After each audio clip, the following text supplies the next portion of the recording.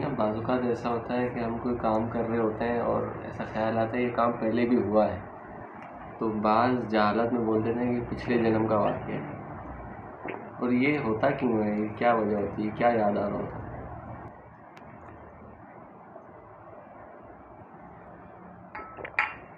ہاں، اس میں یہ ہوتا ہے کہ جنم تو ہمارا دیکھیں یہی ہے، ایک ہی ہے،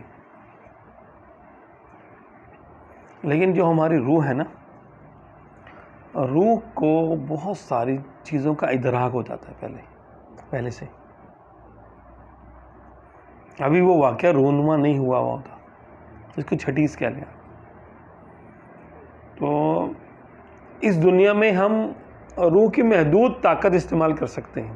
ہم لوگ عوام، ہم اپنے نفس کی طاقت استعمال کر رہے ہوتے ہیں یہاں پر، لیکن وہ بعض اوقات قدرتی طور پہ کسی کی روح کسی خاص وقت کے لیے ایکٹیو ہو جاتی ہے، ایکسٹرا ایکٹیویٹی شو کر دیتی ہے. تو اس کو کچھ باتوں کا ادراک وقت سے پہلے ہو جاتا ہے، لیکن وہ روحوں کے ظاہر نہیں ہے، تو اندر ہی اندر آپ کی چل رہا ہوگا، یہ بات ایسے ہے، یہ بات ایسے ہے، یہ بات ایسے ہے، یا یہ بات ہونے والی ہے، یہ بات ہونے والی ہے، یہ بات ہونے والی ہے، اور وہ ہو بھی جاتا ہے. نفس کو بعد میں پتہ چلتا ہے، نفس کو تو اس وقت پتہ چلے گا جب وہ واقعہ ہو جائے گا. تو پھر انسان کہتا ہے، کیونکہ انسان جو ہے نفس اور روح دونوں کا مجموعہ ہے، تو کہتا ہے ہاں یار میں پہلے ہی سوچ رہا تھا یہ کام ایسے ہے، مجھے لگتا ہے یہ کام میں نے کہیں دیکھا ہے، سنا ہے پہلے سے.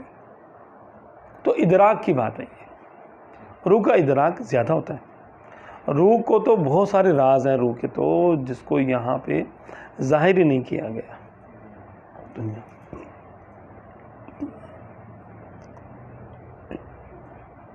تو اس لیے یہاں تو اس کو اس کی طاقت محدود کر کے اس کو اس پنجرے میں قید خانے میں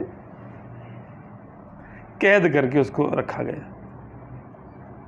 اب وہ بیچاری روح ہے، آنکھوں کے سوا دیکھ نہیں سکتی، کانوں کے سوا کچھ سن نہیں سکتی، زبان کے علاوہ کچھ بول نہیں سکتی، چھونے کے علاوہ کچھ محسوس نہیں کر سکتی. یعنی اس کو تو بالکل پیک کر دیا گیا، اس کو روح کو. اس لیے جب انسان مرتا ہے، اگر وہ جنتی ہے، ارے وہ تو آزاد ہو جاتا ہے، پھر اس کی روح پھر آزاد ہوتی ہے، اور وہ پھر حدیث پاک میں ہے کہ مومن کی روح جب وہ مرتا ہے تو ایسے پرندے کی طرح ہوتی ہے جس کا پنجرہ کھول دیا ہے، کھل لیا سبیلہ، کہ اس کا راستہ کھول دیا گیا، وہ آسمانوں میں اڑ رہی ہے، اور ادھر جا رہی ہے، ادھر جا رہی ہے. اور جب تک پنجرے میں قید تھی تو کیا، تو یہاں سے وہاں اڑ گئی، وہاں سے وہاں اڑ گئی، ادھر سے ادھر سے. کتنا بڑا پنجرہ ہوگا، بس یہ اس کی حد تھی. تو اڑنے کا معنی یہاں پر کیا ہے، ادراک اس کا ہو، اپنے کامل ادراک کے ساتھ وہ پھر جلوہ گر ہو جاتی ہے مرنے کے بعد. ہاں، مرنا تو روح کی آزادی ہے، موت تو یہ اس کی گرفتاری ہے. اگر کافر ہے تو وہ دنیا میں جتنی آزاد تھی اور تھی، بس کیونکہ اس نے شریعت کی پابندی قبول نہیں کی، اسلام کی پابندی قبول نہیں کی، من مانی اپنے اس نے موج اور مستیاں کرتی رہی. اب فرشتے اس کو آ کے گرفتار کرتے ہیں، پھر چل بھائی تیرا ٹائم پورا ہو گیا، ختم. اس کی آزادی اب ختم ہو گئی. کافر کی روح آزاد نہیں ہوتی، کافر کی روح گرفتار ہوتی ہے. آزاد ہوتی ہے مومن کی روح. کہ مومن جب مرتا ہے بس پھر اس کی سمجھ لو عیاشی کے دن شروع ہو جاتے ہیں، اس کی او عیش میں آیا زبردست. مومن کی قبر بھی 70 ہاتھ لمبی چوڑی، اس میں جنت کی ہوائیں، سارا کچھ ہے اس کے لیے.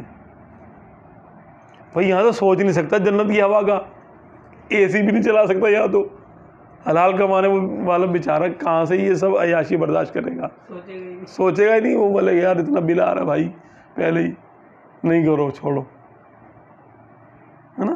اور جیسے وہ دنیا سے گیا گھر والے رو رہے ہیں اور وہ خوش ہو رہے ہیں کہ بھائی جان چھوٹی میری، تم لوگ بھی آ جاؤ جلدی جلدی، چھوڑو یہاں سے.